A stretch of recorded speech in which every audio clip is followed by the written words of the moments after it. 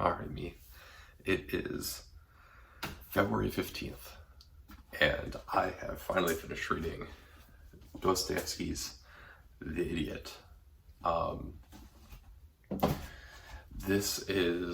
count this as my last book that I have finished reading during my time teaching in North Carolina.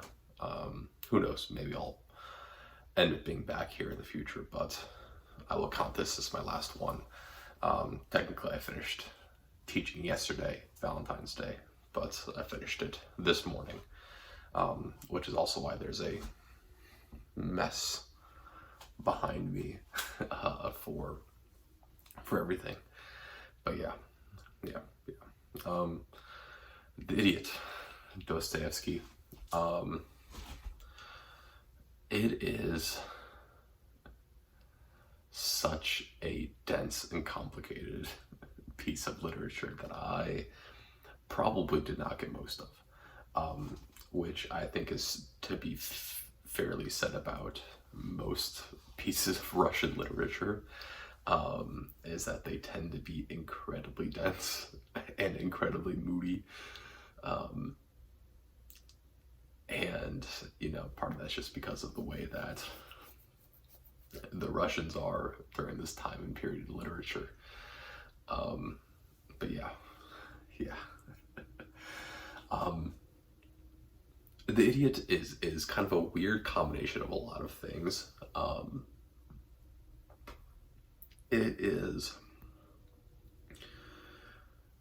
It's written in such a convoluted way, and so it's really hard to follow in the first place. And part of that is because of Dostoevsky. Part of that is because of Mishkin, who is the main character that we follow throughout all of this, who is the titular idiot. But yeah, it's so convoluted. It's written in a weird way. But then part of that is also because of Dostoevsky.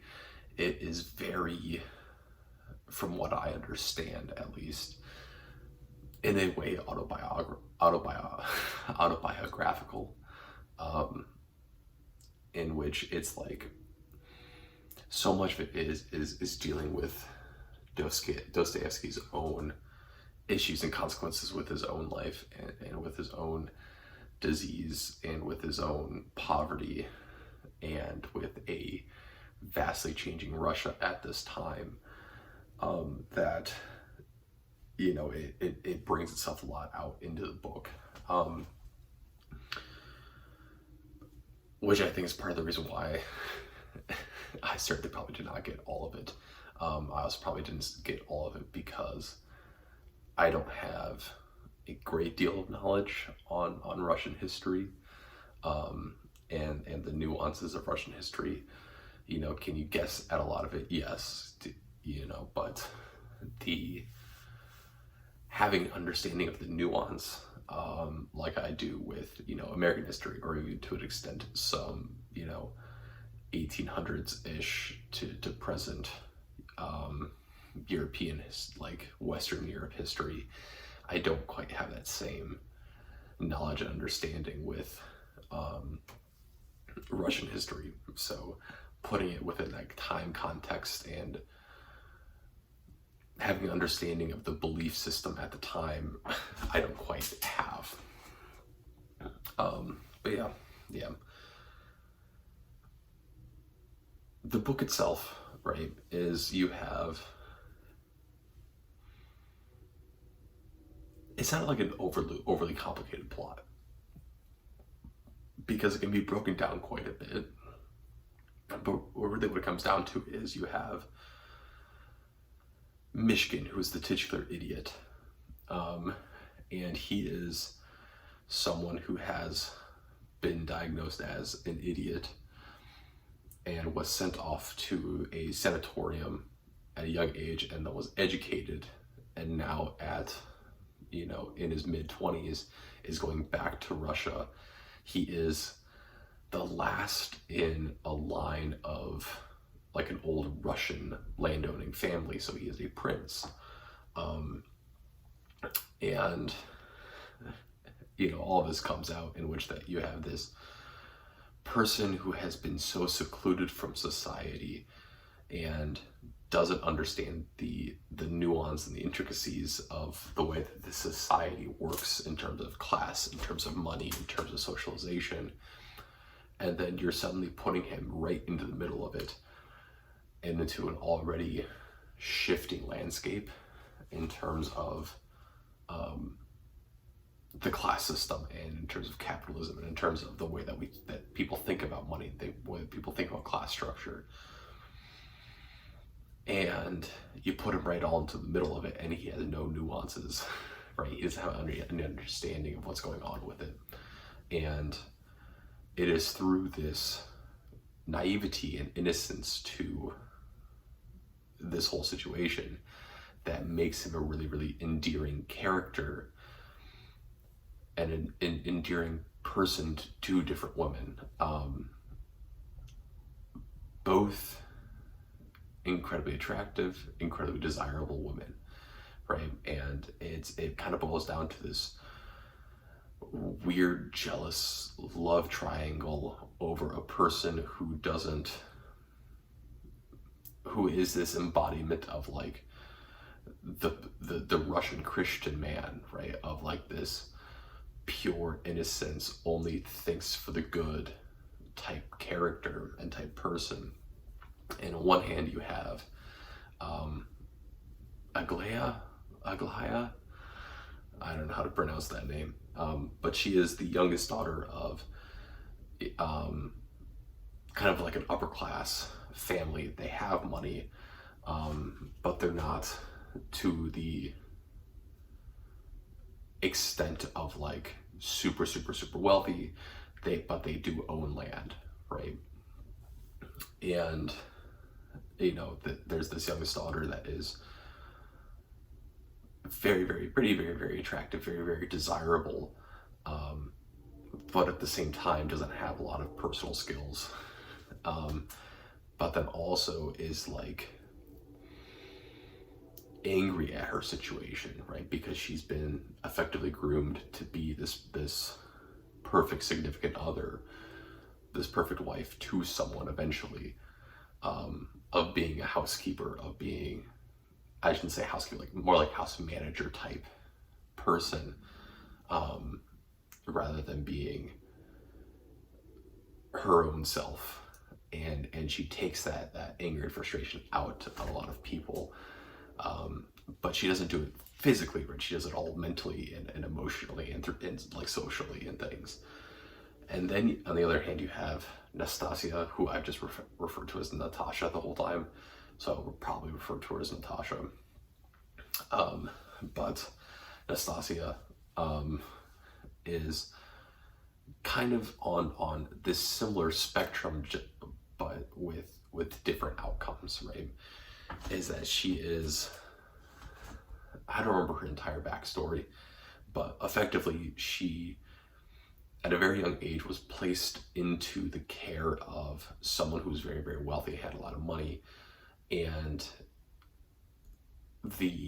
that person, I don't remember who that person is, but that person felt that she was going to become an attractive young adult, and so he effectively groomed her, and I believe did have and did abuse her growing up and in certain instances, and then she becomes fully aware of this extent in which she has been exploited as a young girl. And then Nastasia takes kind of this learning that she's gotten because she's been well educated while this is happening, and then becomes very violently her own person, right? And very, very violently, in charge of herself, but is also incredibly scared of putting yourself down in one place, right? Which is, I think, fair for someone that has had that experience, right? But in the end, it ends up destroying Nastasia, right? So like that's kind of the background of it. And then all of this occurs. You have the idiot Mishkin caught in this love triangle, and eventually he proposes to Aglaia, and then like the next day is forced to make this choice between Aglaia and Nastasia, and he inadvertently chooses Nastasia because of in his argument is that the immediate physical need that Nastasia needed at that point was more than the emotional need Aglaia needed. And because of this, he chooses to stay with Nastasia. Nastasia, then they plan this wedding in 2 weeks between Mishkin and Nastasia, and then Nastasia runs away at the very last second with Rogskin, who is another person that's been through all this constantly. And then it's not the first time that she's ran away from a wedding, and Mishkin pretty much knows exactly where she was going to end up being. It turns out that Rogskin has killed Nastasia in the middle of the night, and Rogskin gets sentenced to like 15 years in prison, and Mishkin reverts back to being this completely mad, raving person referred to as an idiot. Eventually gets sent back to the sanatorium, and that's it, right? So you have this character that is out of place, out of time, in a changing Russia, in a changing world. And he gets exposed to the full extent of everything. And once he's been exposed to the full extent of where the country is going, he goes back to being insane, and he cannot be there anymore, right? And in my mind, there's two things I look at this, right? The first thing deals with this kind of changing Russia in terms of Christianity, right? Because at this time you start having the rise of nihilism and socialism, which would eventually become communism. And part of that nihilism is this concept in which, right, it doesn't necessarily matter where backgrounds are from, and therefore, because of that, there's also this rise in atheism. And so you have Mishkin, who is more or less like this last stand of like this pure Russian Christian character, who is pure innocence, who is, right, is does things for the morally good, not the socially good, and things like that. And because of that, he doesn't react well to the world around him, right?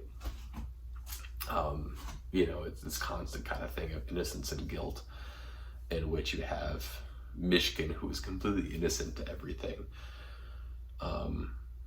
but then is constantly surrounded by these other people's guilt, specifically Nastasia's, who is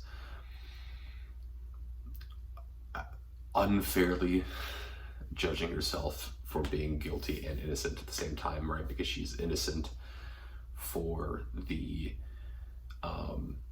for what has happened to her in her past, but then she takes out this anger and frustration that she has over her past, and then takes it out on other people, and then she feels guilty about that, right? And so she's this kind of balance of innocence and guilty, and also falls in line with this concept of nihilism and atheism, along with Ippolit. Ippolit is like Mishkin's counter, because they are both characters that have some sort of disease or disability that makes it incredibly difficult for them to interact with people a great deal, but they are both incredibly thoughtful in the way that they think and how they express themselves, and both have very, very strong revolutionary opinions, right? It's just that Mishkin is on the side of what I guess we would consider probably traditional Russian Christian views of things in the world, and Iblet is much more on the side of like what will eventually come in the near future, which is this complete revolution in which the landowning parties and the resources need to be distributed evenly towards the working class, because there is a massive imbalance that is destroying everyone, or destroying the worker, right? So you have that going on, which also leads into the other thing, which is economics, right? This is also, I think, a huge thing about economics and the way that the world works. Yeah, right. From what I remember, I believe this is like, we're teetering on the point of revolution within Russia. I think the actual Russian Revolution occurs in the 1910s, right before World War One. So I think, we're basically a generation before that, 2 generations before that. So we're getting to that point of where these ideas are starting to float out there a little more openly. And yeah. I'm trying to think what else to say. There's so much of the book in which it's like, I found it incredibly difficult to read and not super enjoyable to read, partially because I was reading a whole bunch while at school, which then means that, I'm reading 2-3 pages at a time and then answering questions for like 20 minutes and then reading 2-3 pages at a time, which means that I forget everything. But it was also just a book in which it was like, as soon as I set the book down, I just forgot huge chunks of it. And I think part of that was because of, right, I said that before, that the way that it's written is a little awkward. It's unorthodox, which is weird to say when your main character is supposed to be this orthodox ideal. But it's unorthodox. It also has the same problem that I have with a lot of like 1810 to 1840 European literature, or like British literature, I should say, which is like, it's just so wordy, and so much of the dialogue is so and it requires such a greater knowledge of how the society functioned at this time than I have knowledge for, and partially have care to know about. But yeah, that's The Idiot by Dostoevsky.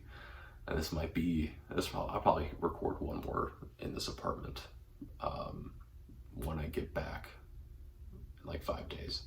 But that is The Idiot.